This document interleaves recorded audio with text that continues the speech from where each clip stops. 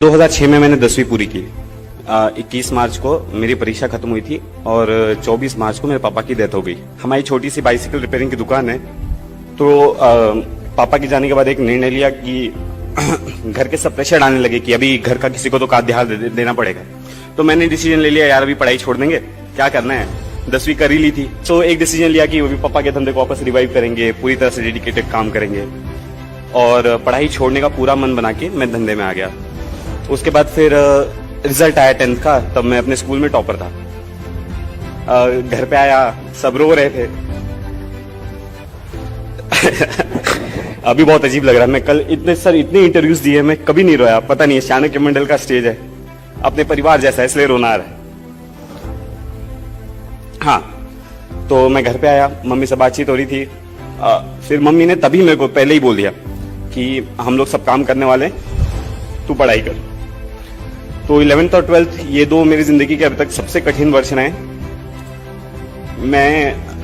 मेरा उस समय शेड्यूल ऐसा था, मैं सुबह 6 बजे उठता था, निकलता था, 7 बजे कॉलेज, 1 बजे वहां से, 2 बजे से रात को 10 बजे तक मैं ट्यूशन पढ़ाता था। मेरी बहन स्कूल में पढ़ाती थी, ट्यूशन पढ़ाती थी। मेरे को 1 मिनट सेटल होने देंगे?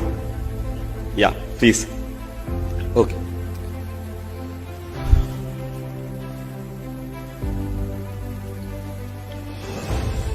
मुझे यूजुअली रोना नहीं आता है सब बताते हुए, मैं बहुत प्राउड हूं ये सब चीज के लिए, लेकिन गॉड नोज क्यों हो रहा है। ओके, सो मैंने फिर मैं सुबह 7 बजे से 1 बजे तक कॉलेज में रहता था, आता था 2 बजे से रात को 10 बजे ट्यूशन पढ़ाता था। 10 बजे रात को दुकान पे जाके हिसाब किताब करके दुकान बंद करके वापस घर पे आते थे। फिर रात को पढ़ाई, वही 12-1 बजे तक सोना, जैसा अभी शेड्यूल है वैसे तभी विचार था। तो मेरी मम्मी उस समय दुकान चलाती थी, मेरी बड़ी बहन है मुझसे एक, वो स्कूल में पढ़ाती थी, ट्यूशंस पढ़ाती थी। तो मेरा 11th-12th जो है पूरा इसी तरह से गया हुआ है।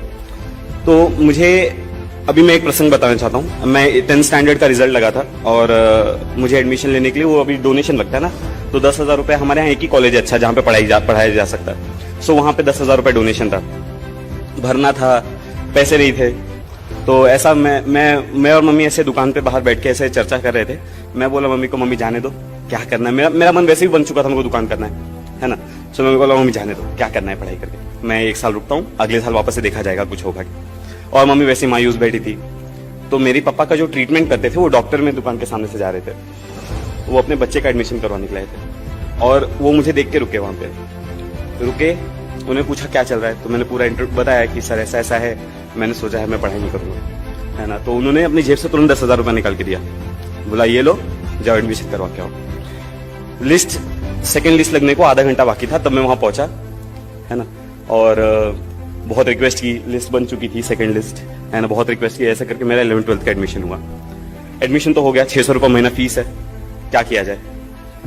तो मैं जब पहले एडमिशन लिया तो मेरे दिमाग में बहुत चीज क्लियर थी, मैं पैसे भरने वाला नहीं हूँ, है ना। मैं बोला मैं जी तोड़ पढ़ाई करूंगा, मैं अच्छा मार्क्स लेके आऊंगा और मैं बाद में हमारे जो प्रिंसिपल हैं उनको मैं रिक्वेस्ट करूंगा कि मेरी फीस माफ कर दी जाए। पहले ही महीने में मैं क्लास में, अभी भी जो लोग जानते हैं मेरी आवाज थोड़ी अच्छी है, मैं एक भी क्वेश्चन पूछ लो तो सब थोड़ी आवाज मजबूत लगती है ना। तो सारे टीचर्स इंप्रेस हो गए और सबको पता चल गया था कि मेरे घर पे ऐसी सिचुएशन है। 2 साल की पूरी फीस मेरे टीचर्स ने भरी है, मैंने 1 रुपया फी भरा नहीं है 11th-12th। इसके बाद 12th का CET वगैरह दिया, ये सबके मैंने 1 रुपया मेरी पढ़ाई पे आज तक खर्चा किया नहीं है। मेरी मम्मी ने किया है, ऑफकोर्स बहुत कम किया कंपेरेटिवली। मेरे को सबका, मेरे फॉर्म्स का पैसा कोई भर देता था, मेरे बुक्स का पैसा कोई दे देता था, ऐसा हुआ है। CET दी, CET में 180 मार्क्स आए 200 में से। ये हुआ कि एडमिशन लेना है। अब इंजीनियरिंग में अच्छा खासा पैसा लगता है, तो मम्मी ने 2 साल में पैसे जमा करके रखे थे, बहन कमाती थी, मेरी सैलरी थी। फर्स्ट ईयर का हो गया, बोला फर्स्ट ईयर में जाके 1 लाख रुपए का पूरा बजट था, 70,000 फीस, रहना खाना, 1 लाख रुपए का बजट था। बोला ठीक है, अपना फर्स्ट ईयर हो गया, एडमिशन ले लिया। अगेन सेम थिंग, मैंने बोला कि फर्स्ट ईयर का फीस भर दिया, सेकंड ईयर का फीस भरने का नहीं है। फर्स्ट ईयर में सबने डराने लगे, यार इंजीनियरिंग में तो बैकलॉग लगता ही है ना, बिना बैकलॉग के अगर तू पास हो गया तो इंजीनियरिंग की ही नहीं है, ठीक है। जो टॉपर लोग होते हैं वो अलग ही दुनिया के होते हैं। सो मैं थोड़ा सहम गया, लोगों ने क्लासेस वगैरह लगा लिए, सब्जेक्ट के लिए मैं क्लासेस लगा नहीं सकता था। तो मैंने फुल टाइम अच्छी तरह से मैंने बोला यार इनको हटाओ, मेरे को जो करना मैं वो करता हूँ, ठीक है। ये एटीट्यूड मेरे अंदर मेरी मम्मी की वजह से आया, मेरे को जो करना है उस पर ध्यान देता है, दुनिया क्या बोल रही है उसे क्या करना है, ठीक है। तो मैंने फर्स्ट सेम में पढ़ाई शुरू की, मेरे फर्स्ट सेमेस्टर में 86% आए, मैं यूनिवर्सिटी टॉपर था। जब 86% आ गए, सारी टीचर्स ने नोटिस किया अरे 86% तो MIT का रिकॉर्ड है।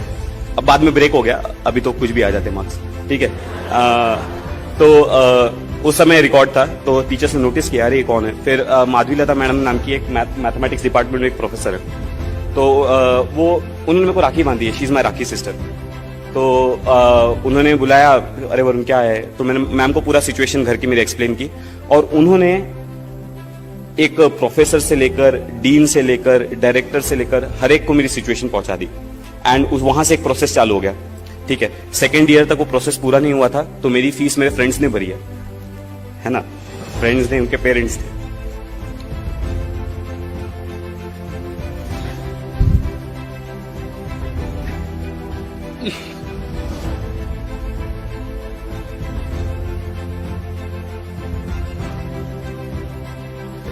मेरा एक फ्रेंड शायद यहीं बैठा है, भी आया है, मैसेज आया था।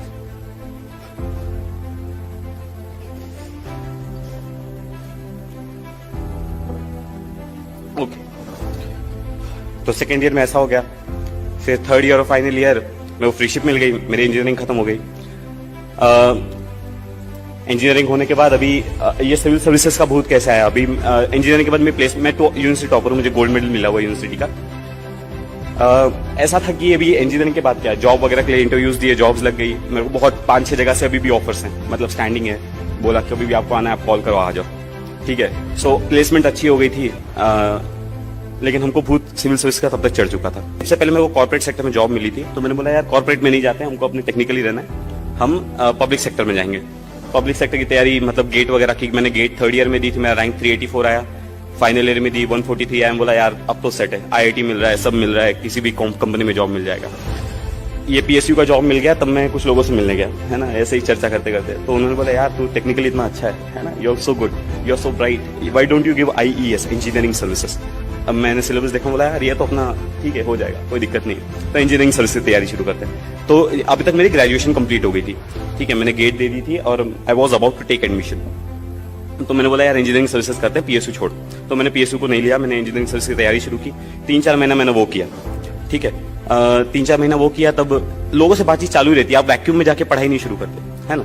सो आप लोगों से बातचीत करते, तो किसी ने मेरे को सजेस्ट किया है तू इतना ब्राइट है, तू इंजीनियरिंग सर्विसेज क्यों कर रहा है, तू सिविल सर्विसेज देख, है ना, वो तो और बड़ी पोजीशन है। तो बोला हाँ यार ये भी सही है ना।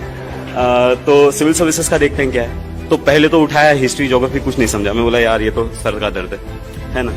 तो उसके बाद मैंने बोला करेंगे। तो मैं एक जन से मिलने गया था, अब मैं यहाँ पे दूसरा रीजन बताता हूँ हम क्यों पीछे रह जाते हैं। मैं एक जन से मिलने गया था, वो बोल रहे थे कि यार UPSC में जो पास होते हैं ना, ये तो 30 मार्क खान होते हैं, है ना, मतलब ये।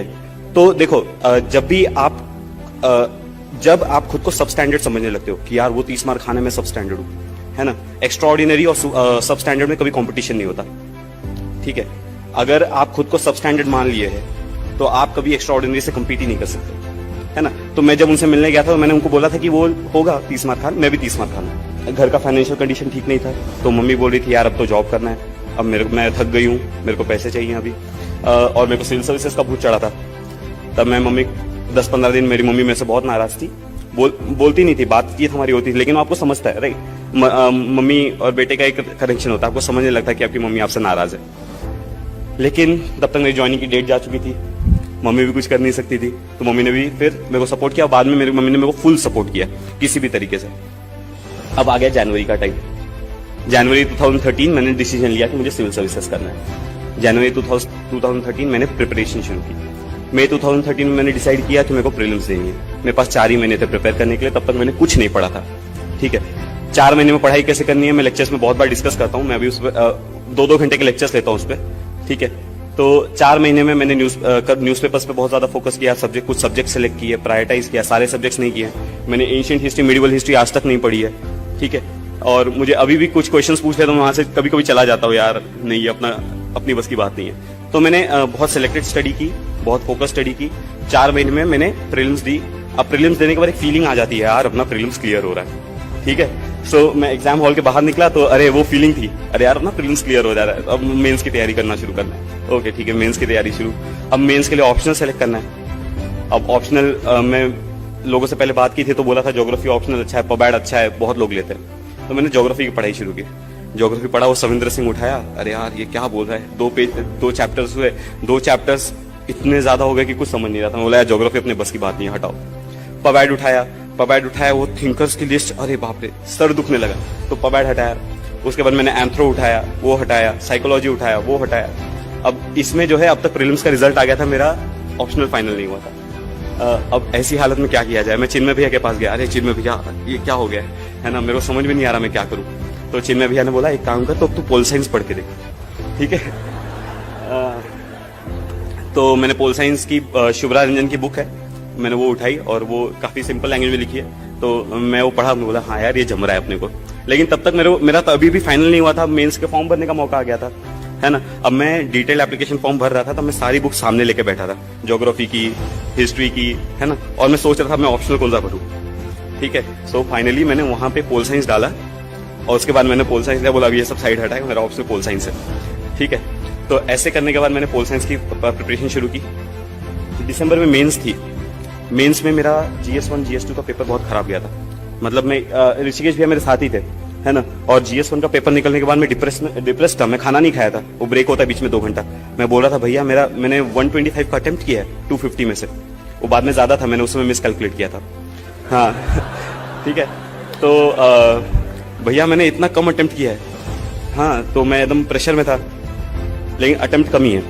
तो मुझे ऐसा लगता है मेरा रीजन क्या है सेलेक्ट होने का, मेरा अटेम्प्ट बहुत कम है। मैंने मेरे आंसर्स को हमेशा ओरिजिनल रखा है। मैं 10th स्टैंडर्ड से 11th स्टैंडर्ड से मैंने कभी डाइजेस्ट फॉलो नहीं किया कोई, मैं अपने आंसर्स खुद बनाता हूँ। मैं नोट्स मेकिंग का मैं सबको एडवाइस देता हूँ कि नोट्स बनाने चाहिए, 4 फायदे हैं वगैरह वगैरह। नीचे बैठे थे रिजल्ट आने वाला, मैं चिन्मय भैया का चिन्मय भैया का मैसेज आया कॉन्ग्रेचुलेशन करके, तो मैं चिन्मय भैया को फोन लगाया, भैया आपने रिजल्ट देखा क्या? तो भैया बोले हाँ कॉन्ग्रेचुलेशन। हाँ तो मैंने पूछा भैया आपने रैंक देखी क्या मेरी कितनी है? तो भैया ने बोला 32। मैं बोला हाँ 32 कितना, 132 232 कितना 32, है ना।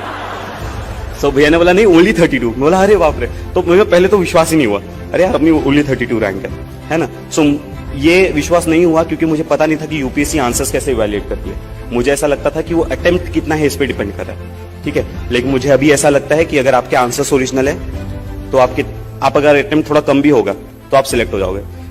आपसे जो गलतियां हो गई हैं आपके और सोचने से वो गलतियां करेक्ट नहीं होंगी, ठीक है।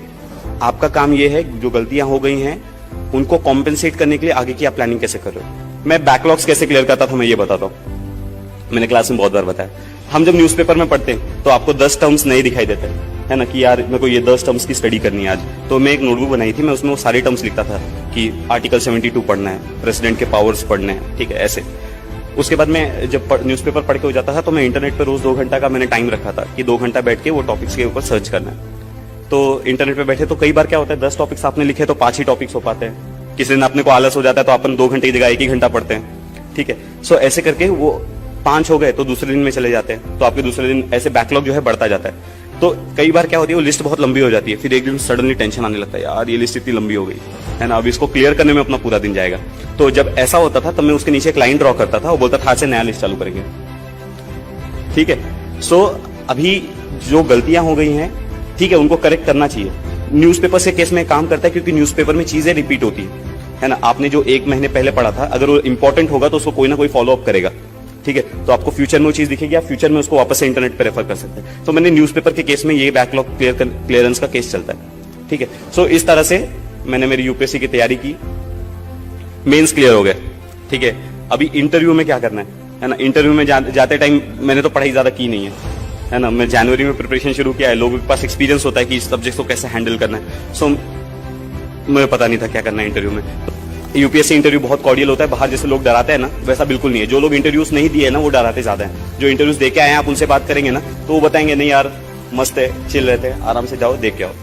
तो उसके बाद आज का दिन है मैं आपके सामने घुमाऊं। तो ये मेरी जर्नी की पूरी स्टोरी है।